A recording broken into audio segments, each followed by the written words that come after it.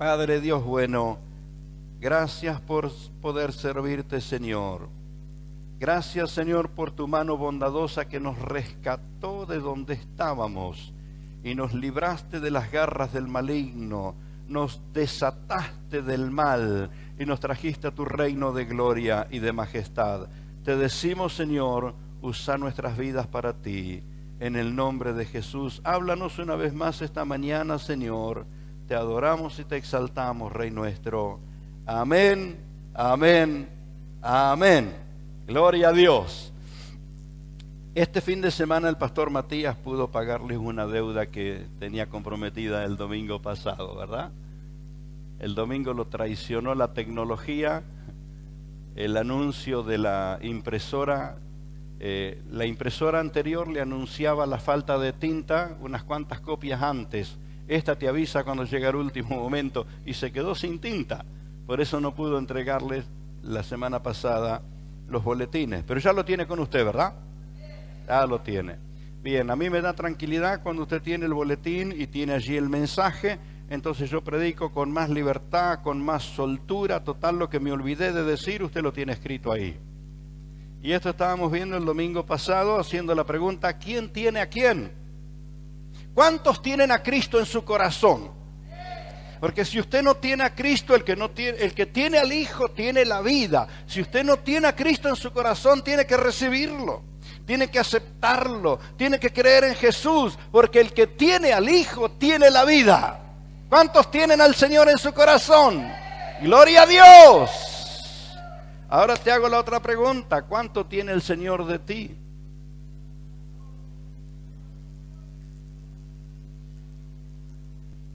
¿Cuánto tiene de mí el Señor?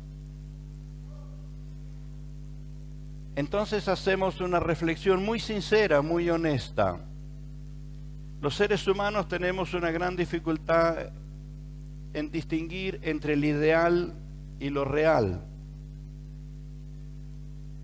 A ver, voy a explicar esto en una cuota de asinceramiento, porque el ideal es el ideal. El ideal es lo perfecto, ¿verdad?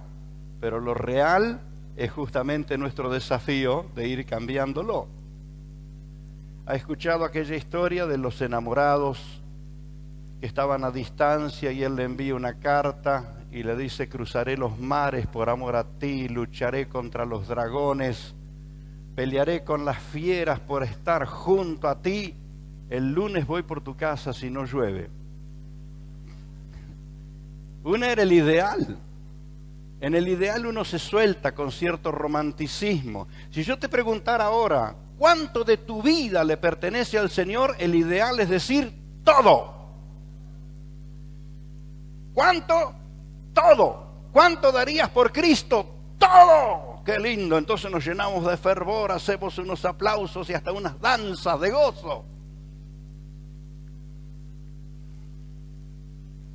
Pero después, Señor, te voy a servir si me queda cómodo. Voy a orar si no tengo sueño. Entonces le hago una comparación y entiéndame, simplemente para sintonizarnos en ese sinceramiento que necesitamos. Vamos a una fiesta, un casamiento, una despedida, lo que fuese, y estamos toda la noche. Y llega el sol de la mañana y se acostumbra a terminar con el desayuno, y que no hay que perderse una sola parte de la fiesta. Y bienaventurados los que tienen juventud para hacerlo, ¿verdad? Algunos de nosotros ya restringimos la hora mirando el reloj. Después del segundo plato de la cena ya estamos mirando el reloj. Que sigan los que son jóvenes. Pero entregados a pleno en una celebración, porque cuando se está de fiesta, se está de fiesta. ¿Qué me dice usted? Si está de fiesta, ¿verdad? Pero resulta que en lo que hace al Señor, de pronto ahí encontramos no el ideal, encontramos lo real.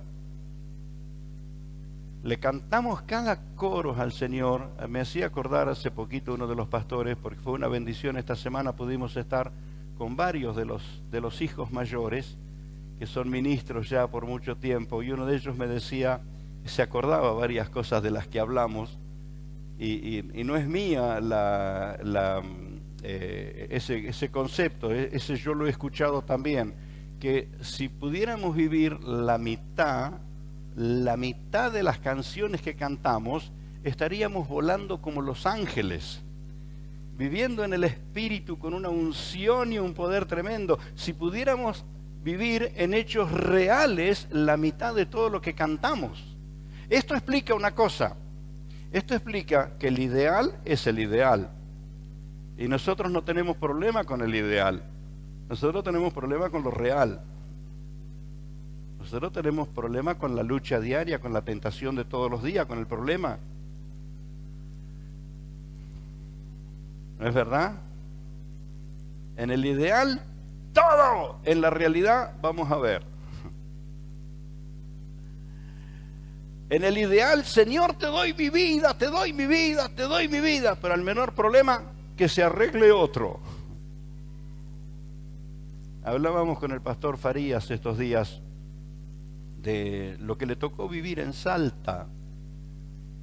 Bueno, ustedes lo escucharon en forma directa a Fabián hace algunas semanas atrás contarles las que le ha tocado vivir en el lugar donde ella está como misionera. ¿Y cuál es la razón? ¿Acaso son tercos que no dejan de hacer lo que están haciendo? ¿O porque están logrando pasar del ideal a lo real? Señor, te doy mi vida, te doy mi vida, te doy mi vida. Y cuando alguien te menosprecia por Cristo, que puedas seguir dando tu vida por Él. ¿Se entiende la diferencia entre...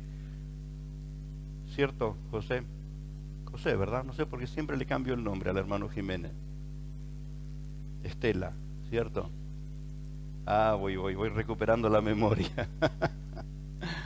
Nuestros hermanos dieron su vida a Cristo y abrazaron el desafío de servirle. Y si han pasado tantos tipos de aflicciones desde que le despojaron del templo que acababan de hacer. Cuántas traiciones, ¿verdad? Tantas cosas, pero sin embargo están firmes, porque están logrando pasar del ideal a lo real. ¿Cierto, consuegra? El ideal es tan romántico, pero lo real es tan desafiante. Entonces, ¿qué quiero decirte esta mañana, mi hermano? Que la vida cristiana, si bien tiene mucho de toda esa poesía, de todo ese romanticismo que tiene el ideal, entonces cantamos con todo fervor, hacemos expresiones de fe, de convicciones impresionantes, pero lo que nos toma examen todos los días, nos toma examen la vida. Todos los días la vida nos toma examen. Entonces, cuando ves que podés de verdad sobreponerte a los problemas, cuando ante una tentación, un conflicto, una desgracia, un menosprecio, una humillación, podés decirle: Señor, te amo a ti por sobre todo. Estás aprobando los exámenes. Estás entonces pasando del ideal a lo real. ¿Me entiende, mi hermano? Entre lo que veíamos el domingo pasado es que el Señor se entregó por nosotros en forma incondicional, y seguir a Cristo no hay otra manera. Servir a Cristo no hay otra manera. Tendremos que ser incondicionales como fue Él con nosotros.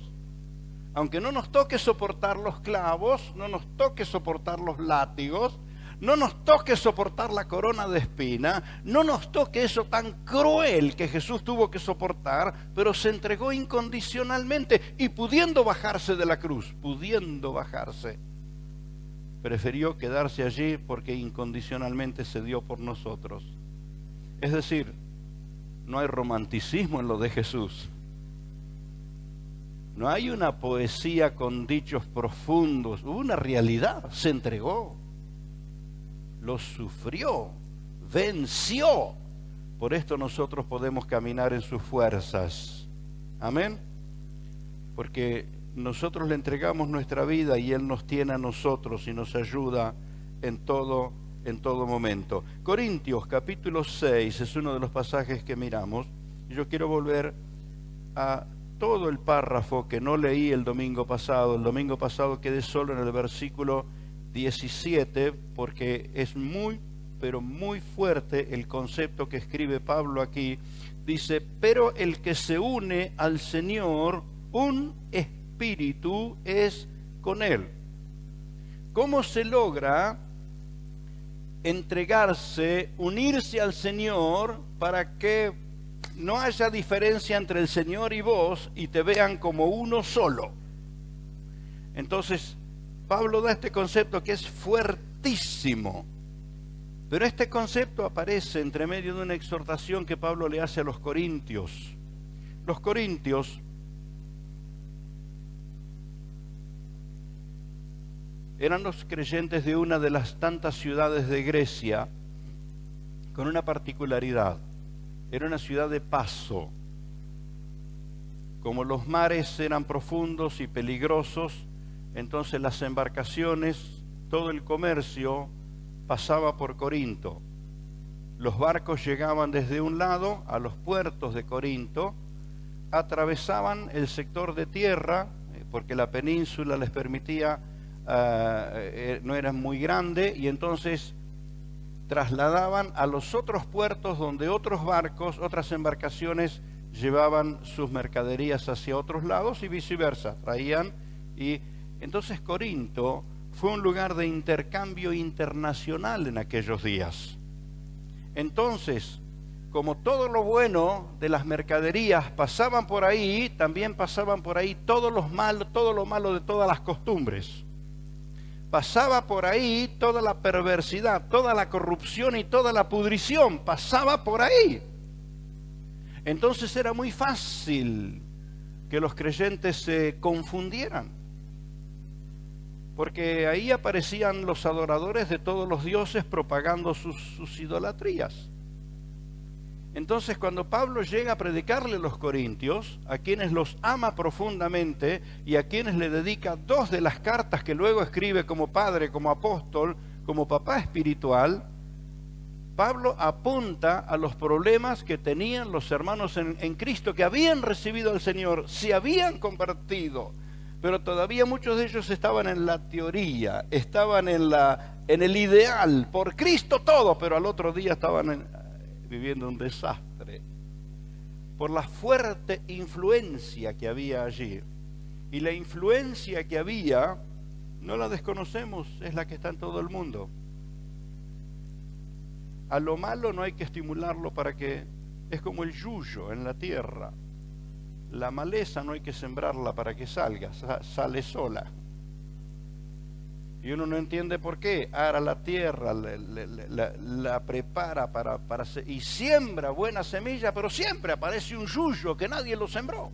Así es el mal, aparece solo. Entonces, Pablo le tiene que decir a los Corintios, capítulo 6, versículo 12, todas las cosas me son lícitas, mas no todas convienen. Todas las cosas me son lícitas, mas yo no me dejaré dominar de ninguna. Pablo le tiene que plantear a los hermanos que se defendían diciendo, pero está mal esto, y está mal lo otro, y está mal aquello, y Pablo le decía, no, pero fíjate vos cuál es el resultado que va a traer a tu vida. Y pone su propio ejemplo, todas las cosas me son lícitas, mas yo no me voy a dejar dominar por ninguna. El domingo pasado terminé contándoles, en el momento de la oración, algo que de pronto podría ser cuestionado, y de hecho ha sido cuestionado por más de uno. Cuando algo atrapa mi atención demasiado y me interfiere en mi meditación con el Señor, yo empiezo a tomar medidas con eso. Y lo que me interfería no era nada que pudiera llamarse pecado, absolutamente nada. Había aprendido a jugar al ajedrez, más en esos tiempos que estaba tan de moda, que se decía que desarrollaba el intelecto, que agilizaba el cerebro y todas esas cosas que son ciertas porque es un juego muy desafiante, pero muy desafiante, y me encantó el tema que yo ya oraba reprendiendo al alfil, a la reina y a la dama. En vez de echar afuera a los demonios, ataba a los peones. Entonces empecé a darme cuenta que me influía demasiado en mi vida espiritual. ¿Está mal jugar al ajedrez? ¿Está mal un deporte? Pablo dice, todo me es lícito. El tema está en que no me domine. ¿Está mal tener amigos? ¿Está mal ir a una fiesta? ¿Está mal disfrutar? ¿Está mal disfrutar la vida? No, el tema es que no me domine, que no me maneje la vida. Porque hay alguien a quien debo amar por sobre todo y es a mi Señor. Porque es el único que dio su vida por mí, el único. Entonces Pablo le dice a los corintios, y fíjese que hace esta introducción, pero luego comienza a ir más profundo. Dice, todas las cosas son lícitas, pero no todas convienen. ¿Está mal conversar? No, es lícito conversar. Si Dios nos ha hecho con capacidad, pero sacarle el cuero a medio mundo no te conviene. Enredarte en comentarios que dañan, finalmente te van a dañar, no te convienen. Y las malas conversaciones corrompen las buenas costumbres, dice Pablo en otro pasaje. Así que después de decir todas las cosas me son lícitas, pero no todas me convienen, todas las cosas me son lícitas, pero yo no me voy a dejar dominar por ninguna, comienza a decirle las viandas para el vientre y el vientre para las viandas. Si la comida fue hecha para comerla, pero tenés que saber que tanto el uno como el otro van a perecer. Pero el cuerpo no es para la fornicación, sino para el Señor, y el Señor para el cuerpo. Con toda la movilización que había en Corintios y con toda la proliferación de las modas y de las prácticas, y yo cuando lo escucho en el día de hoy, me produce un impacto por dentro que me desespera y entiendo que es un factor espiritual muy, pero muy, muy fuerte. Más que estamos tratando de conocer algunas cosas respecto a turismo, turismo de aventura, turismo de descanso, turismo de ocio. Y cuando usted escucha que existe lo que se llama turismo sexual y salga de la inocencia que no tiene que ver con ir con su esposa a vivir como en alguna zona de paraíso, un momento de intimidad, tiene que ver con mezclarse en un ámbito de corrupción de menores, de destrucción de criaturas. Y digo, Señor, ¿por qué no cae el juicio de una vez por todas? Creo en un Dios de gracia y creo en un Dios de misericordia, pero también creo que todo eso está bajo la lupa de Dios para la hora del juicio, y que va a llegar, va a llegar. Y que va a llegar. Y me desespera. Entonces Pablo tiene que decirle a los corintios, muchachos y chicas, ustedes están viviendo en un lugar privilegiado donde mucha gente va y viene y pasa por allí. Y no es para que a ustedes se les pegue toda la basura que ellos traen, es para que ustedes le den la palabra del Señor que ellos necesitan. Le decía al pastor Osvaldo el otro día, en el lugar donde va a estar la iglesia nueva. Es el lugar del movimiento de los cines. Le decía a uno de los hermanos acá, no solamente viene gente de Rosario, viene gente de ciudades y de pueblos vecinos. Así que al que ustedes le hablen de Cristo, no tenés idea a qué ciudad, a qué pueblo pertenece, qué tan lejos irá la palabra del Evangelio. Esto es lo que Pablo quería que hicieran los corintios. Y los corintios, que se creían muy espirituales, pues si usted lee con detenimiento la carta se va a dar cuenta que ellos tenían el ideal, ellos estaban llenos del Espíritu y ellos tenían todas las características de los superpentecostales. Pablo tiene que decir, no sean ilusos, porque no es el ideal lo que te salva la vida, sino lo real. Estar verdaderamente en Cristo. Entonces dice, miren muchachos, claro que hay que comer, pero no tenemos que vivir para comer, sino comer para poder vivir. Porque el cuerpo no es para las viandas, sino que el cuerpo es para el Señor, y añade, porque el cuerpo no es para la fornicación. Evidentemente está hablando de problemas de carácter inmorales, de sexualidad, de una sexualidad inmoral. Dice, el cuerpo es para el Señor y el Señor para el cuerpo. Y Dios que levantó al Señor, también nos levantará a nosotros con su poder. Es decir, te hace falta fortaleza del cielo, no tengas duda que el Señor tiene el poder para darte la fortaleza del cielo, para decir no a todo tipo de pecado. Y añade versículo 15, ¿no sabéis que vuestros cuerpos son miembros de Cristo? Parte de Cristo, pertenencia de Jesús, comprado por Cristo. Es decir, ¿cómo se reconoce a la iglesia? La iglesia es el cuerpo de Cristo. Y cada creyente, cada hermano, cada hermana, cada persona que recibió a Cristo es un miembro del cuerpo de Cristo. Un pie, una mano, un ojo, una oreja, algo del cuerpo. ¿No sabéis que vuestros cuerpos son miembros de Cristo? Y los confronta fuertemente diciendo, ¿quitaré pues los miembros de Cristo si los haré miembros de una ramera? De ningún modo. ¿O no sabéis que los que se unen a una ramera, un cuerpo, son con ella? Porque dice la palabra del Señor que serán una sola carne. Mire, todas estas cosas que hoy usted ve por todos lados, promovido a través de los medios y aún defendido a través de alguna de las leyes, está dicho en las Escrituras desde hace siglos y siglos y siglos y siglos. Porque por más que la sociedad acomode todo en forma favorable para seguir su desenfreno, la palabra del Señor sigue diciendo lo mismo, sigue advirtiendo. Entonces, es allí donde Pablo dice, el hombre que se une con una ramera, que en aquellos sectores de Corinto abundaban los lugares a donde esperaban los marineros de un lado y de otro. Había, bueno, ¿en qué lugar del mundo no lo hay, verdad? Pablo le dice a los creyentes, si vos te unís, estás haciéndote uno con esa persona. Por eso el versículo siguiente dice, pero el que se une al Señor, un espíritu es con él.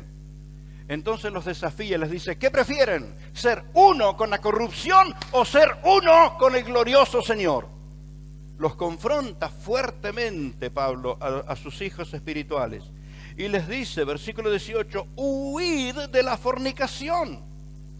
Cualquier otro pecado que el hombre cometa está fuera del cuerpo, mas el que fornica contra su propio cuerpo peca. ¿O ignoráis que vuestro cuerpo es templo del Espíritu Santo, el cual está en vosotros, al cual tenéis de Dios, y que no sois vuestros, no sos pertenencia tuya? Algo tan de moda hoy, yo hago lo que quiero con mi cuerpo porque mi cuerpo es mío. ¡Qué ignorancia! Yo quisiera ver cómo le das de respirar a tu cuerpo si Dios no te diera aire. Yo quisiera ver cómo prolongás tu vida si Dios no te da la luz del sol. Yo quisiera ver si Dios no te diera el agua para beber, a ver cómo estirarías tu vida. Entonces tenemos que entender que no es nuestro el cuerpo, le pertenece al Señor. Bienaventurado el creyente que comprende esto. Y versículo 20 lo explica todo. Dice, porque habéis sido comprados por precio. Glorificad pues a Dios en vuestros cuerpos y en vuestro espíritu, los cuales son del Señor. Ninguna duda, podés decir, le pertenezco al Señor. Soy su propiedad, en espíritu, alma y cuerpo. Entonces Pablo está haciendo una definición aquí muy, pero muy fuerte. Está explicando que el vínculo apareja una entrega, y la entrega apareja una pertenencia. Y cuando uno pertenece, se consagra, se relaciona, se vincula. Entonces les habla de que el problema de prácticas inmorales es que uno se está relacionando, vinculando, entregando. Y dice, ¿por qué mejor no te entregas al Señor? Para que tu vínculo sea glorioso y seas un espíritu con el Señor. Entonces miramos esta escala de la misma manera, porque todo lo que tenga que ver con vínculos tiene que ver con una entrega, con una pertenencia, con una consagración.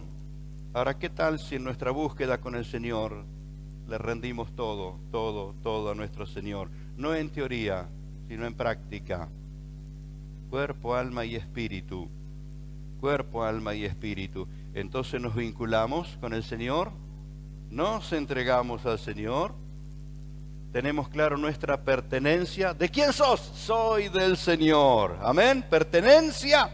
Y eso trae aparejado la consagración. Por esto es que las cosas que aún no siendo malas interfieren en nuestra relación con el Señor, las dejamos de lado porque hay un acto de consagración y eso trae aparejado autoridad, poder, iluminación, sabiduría, andar con el Señor. Dios es luz y los que andan con Dios tienen luz. Dios es amor y los que andan con el Señor tienen genuino amor. Dios es vida y los que andan con el Señor tienen vida. Te conviene toda la vida ligarte con el Señor, toda la vida. Gloria a Jesús. Entonces dejo esta pregunta con la ventaja que hoy ya la llevas escrita. Por favor, durante la semana seguí mirándola. ¿Quién tiene a quién? Yo tengo a Cristo en mi corazón, pero ¿cuánto de mi vida Él tiene en su mano? Él se entregó todo por mí. ¿Cuánto de mí estoy entregándole al Señor? Porque entregarse al Señor trae como resultado que serás uno con el Señor. Y el diablo no le teme a las palabras religiosas, el diablo no le teme a las modas religiosas, pero el diablo le teme al Espíritu de Dios. Y cuando el Espíritu de Dios está impregnando tu vida, el diablo contigo tiene gran problema. Cuando estás involucrado y relacionado con el pecado, vos tenés un gran problema con el diablo, porque te va a llevar de las narices a donde quiere. Pero cuando vos estás metido en el Señor, el diablo tiene un gran problema, porque no te puede manejar. Pero qué bueno es que tus riendas estén en la mano del Señor. Decimos: Padre Dios del cielo, abre nuestros ojos, Señor.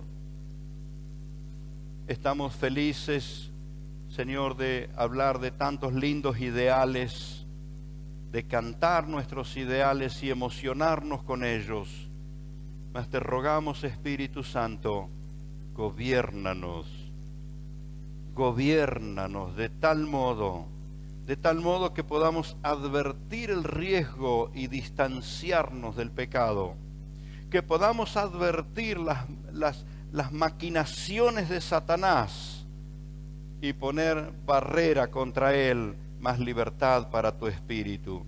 Señor, llénanos de tu presencia, llénanos.